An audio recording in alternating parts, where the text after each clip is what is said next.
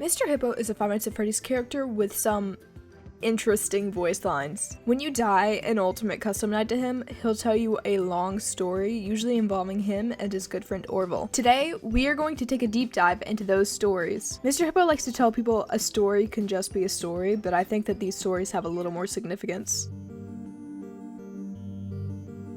My friend, you have met a terrible, terrible demise. But, I don't feel too bad about it. After all, if it weren't from me, it would have just been from someone else, I guess what I'm trying to say is life goes on. Well, for everyone else, life goes on, not for you, you're dead. But that's neither here nor there. It reminds me of one summer day in the park. I was having just a delightful picnic with my good friend Orville. And I said to him, Orville, I have a story. And he said to me, what's the significance of the story? And I said to him, Orville, not every story has to have significance, Sometimes, sometimes a story is just a story. If you try to read into every little thing and find meaning in everything anyone says, you'll just drive yourself crazy. I had a friend do it once. Wasn't pretty. We talked about it for years. And not only that, but you'll likely end up believing something you shouldn't believe and thinking something you shouldn't think or assuming something you shouldn't assume, Sometimes, I said, a story is just a story. So just be quiet for 1 second of your life and eat your sandwich, okay? Of course, it was only then I realized I made sandwiches, and poor Orville was having such difficulty eating it. Elephants have those clumsy hands, Actually, I suppose that's the problem. They don't have hands at all, do they? They're all feet. I couldn't imagine someone asking me to eat a sandwich with my feet. Now, if I recall correctly, there was a bakery nearby. I said to him, Orville, let me go get you some rye bread. Now, I'm unsure if elephants enjoy rye bread, but I assure you that Orville does. Now, this was on a Tuesday, which was good because rye bread was always fresh on Tuesday. They made sourdough bread on Monday and threw it out Wednesday. Or rather, they sold it at a discount for people wanting to feed the ducks, and then probably at the end of the day, finally, they threw it all out. I don't recall. I do remember a man who would bring his son to the bakery every Wednesday and then go feed the ducks. He would buy all of the sourdough bread. Of course, you're not supposed to feed the ducks sourdough bread at all. It swells up in their stomach and then they all die. At least that's what I've heard. I never saw any ducks die myself, but I did notice a substantial decrease in the duck population over the course of a few years. I just never thought to stop the man and tell him that he was killing the ducks by feeding them sourdough bread. And if you want my opinion on the matter, and I told Orville this as well, if you want to feed ducks or birds or any kind for that matter, it's best to buy seed. I mean, when you think about it, breads of any sort don't occur in nature. They don't grow on trees or spring up from the bushes. I don't think birds know what to do with bread. What was I saying? Oh, yes. So I bought Orville some rye bread. What a fine day it was.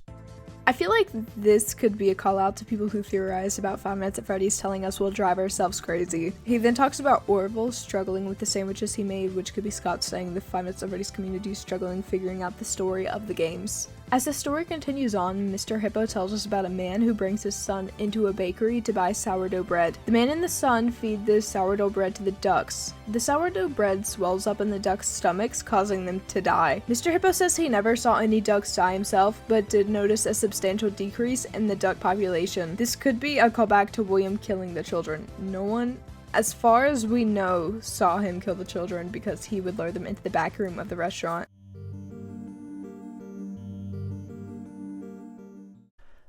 It seems that you have met your end. What a pity. I don't feel too bad about it, though. After all, if it weren't me, it would have just been one of the others, I guess. I'm honestly just glad to be out of those air ducts. It's not easy for a hippopotamus to fit up there, and not easy to get down either. And not as young as I used to be, as you can see. I used to be able to do all sorts of things. You're young, you're vibrant, you have that sort of pep in your step. It reminds me of a conversation I was having with one of my good friends, Orville. We were having a nice picnic one day. I believe it was summer. No, perhaps it was it the fall? Yes.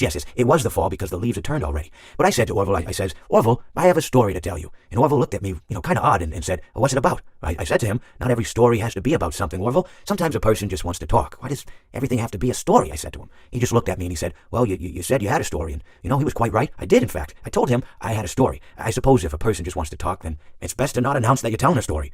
Telling a story does come with its own pressures and expectations, I suppose. After all, if you're just talking to a friend, then there's no more expectations than if you were talking into the wind. Words by themselves aren't expected to carry, aren't expected to stick. But if you announce you're telling a story, well then, there'd better be a point to it all, No one wants to sit and listen to someone ramble on and on and on with absolutely no end in sight. So, it's good to be mindful that when you tell someone that you're about to tell a story, that you have something to say. Telling someone that you're going to tell them a story is tantamount to asking them to stop what they're doing and pay attention. You're basically saying, hey, buddy, stop everything, stop what you're thinking, I have a solution to everything. And, well, I didn't really have any story to tell. In hindsight, I probably just misspoke when I said that I had a story.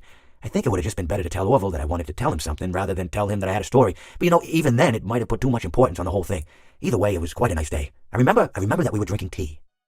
Again at the beginning, I think Mr. Hippo and Orville talking about stories is another reference to Scott making stories for the fan base to try and figure out. Mr. Hippo also says if you're telling a story, there should be a point to it, so Mr. Hippo's stories probably do have more meaning than we see on the surface.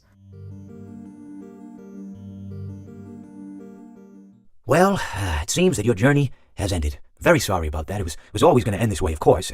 If it weren't by me, it would have just been by some other, terrible thing. Just, you could not imagine how terrible it would be. Just, I get scared thinking about it. Glad it's not me. It reminds me of a time I was speaking to my good friend Orville. We were sitting on a park bench watching the pigeons. I was on the left, he was on the... Oh, wait, was I on the right or left? Anyways, it doesn't matter. We were sitting on there watching the pigeons.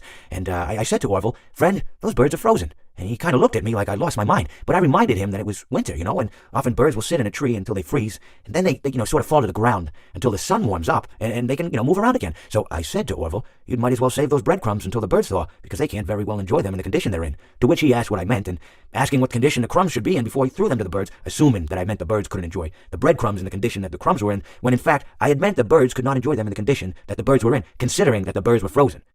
So he took a moment and then threw his last handful onto the ground. I said to him, "Orville, why did you throw the breadcrumbs to the birds when I just told you they're frozen?" To which he responded, "The breadcrumbs are not frozen." Again, misunderstanding my words. I didn't mean to say that the breadcrumbs were frozen when I said I told you they're frozen. I'd been referring to the birds.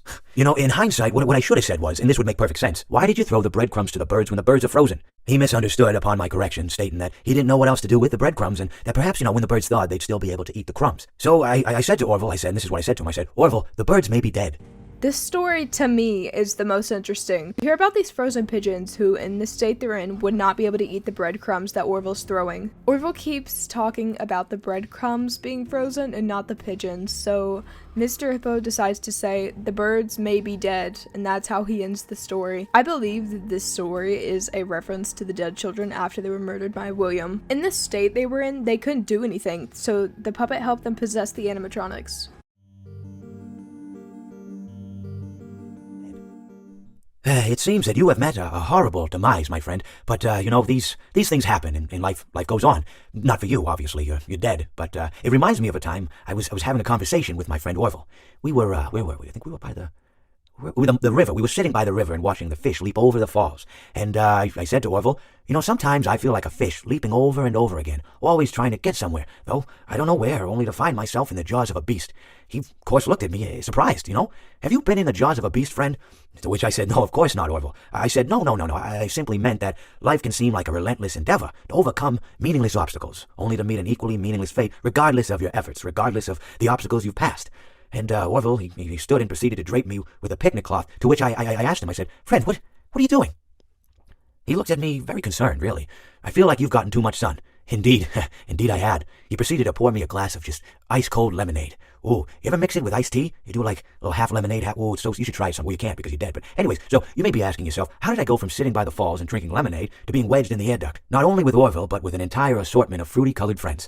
Well, there's really no good answer to that, but perhaps I met a demise of my own at some point, and this is my afterlife or my dream, whatever it might mean. I honestly don't know. Or maybe it doesn't mean anything at all.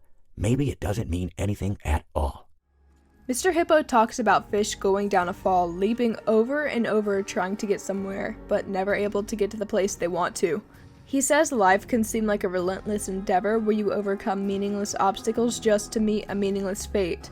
Mr. Hippo also says to us he doesn't know how he went from watching fish going down a fall to being in the air ducts of Ultimate Custom Night. He says maybe he met a demise of his own, and that maybe Ultimate Custom Night is his afterlife. I think that this story can be used as evidence that the souls are trapped in Ultimate Custom Night, not just their animatronic bodies. It almost seems like he's saying they've tried to escape but can't because the one you should not have killed is keeping them there to help torture Afton. Mr. Hippo saying he met a demise of his own could be reference to the Pizzeria Simulator fire, which is how they all ended up in Ultimate Custom Night. All of these stories seem to be direct callbacks to something that had happened before in the Five Nights at Freddy's universe. This is where I'm gonna leave the video. Let me know what you think in the comments, and I'll see you sometime soon.